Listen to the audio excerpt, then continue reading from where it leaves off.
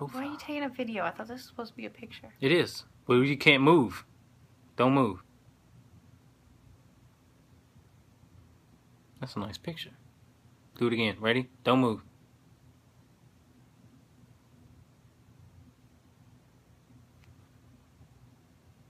That's a nice profile. That's a lot, huh? That's a lot of dogs. Where I get those dogs? Let's go. Okay. What's up, everyone? This is episode 2 of A&J's Q&A. A&J stands for Alyssa and Jeremy. And so we got a question that we were going to answer from Instagram, and we felt like this question would help a lot of people. So that's why we went with it. So this question is from, what's her name? This question is from my girl, Jamie Bennett. Shout out to Jamie. She lives in Washington. Washington? She lives in San Diego. Oh, sorry, San Diego. Shout out to San Diego.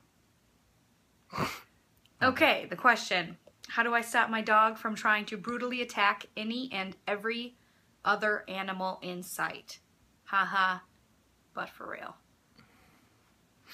How do I get my dog to stop? Okay, first things first, what I always tell people is you have to give your dog a job to do on the walk.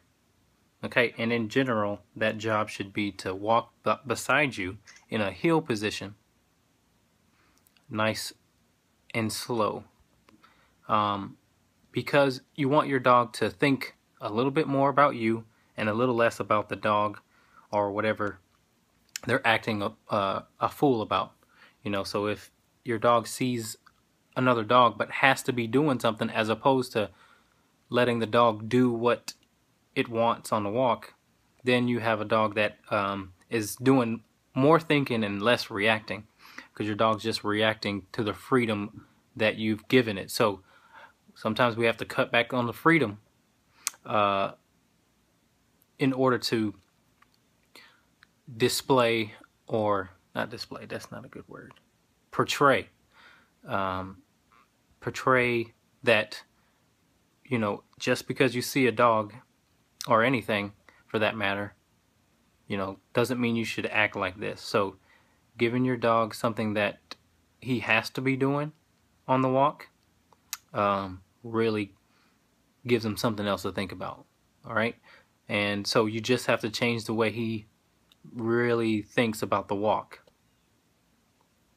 Okay, so the heel position is probably the best game plan for that. So his job should be just walk beside you. So in order to really do that, you may have to get a different piece of equipment, because if you have a harness or a flat collar or a gentle leader leaders work pretty good, but a prong collar, a mini little prong collar, will help tremendously with the pulling. Again, you want to go after his mindset. I think it's a girl. Oh, a girl dog? I think it is, yeah. What kind of dog is it? I think she's a little mutt. Like a little, I think I saw a picture It's of it. a little mix. Something. It's a little chihuahua.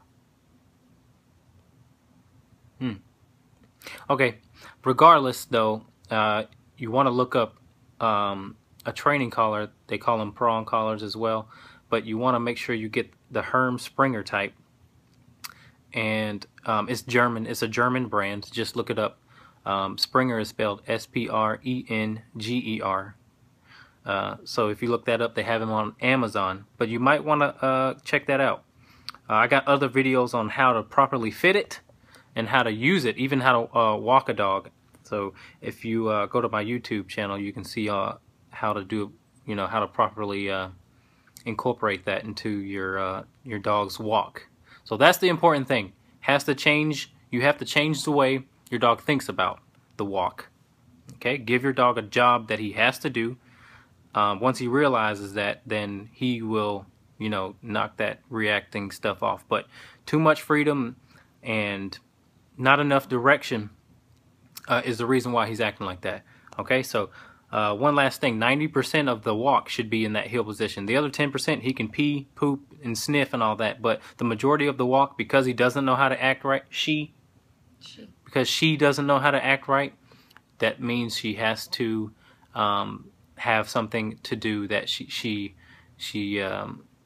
has no choice in doing, so that you can really say, hey, you know, the way that you're acting is not necessary. If you feel like you have to do it, it's not necessary. Or if you feel like you want to do it, you just can't do it. All right. So this is long enough. This video it just got long on us. Yeah. So we're gonna close out. Peace. Bye, Jamie.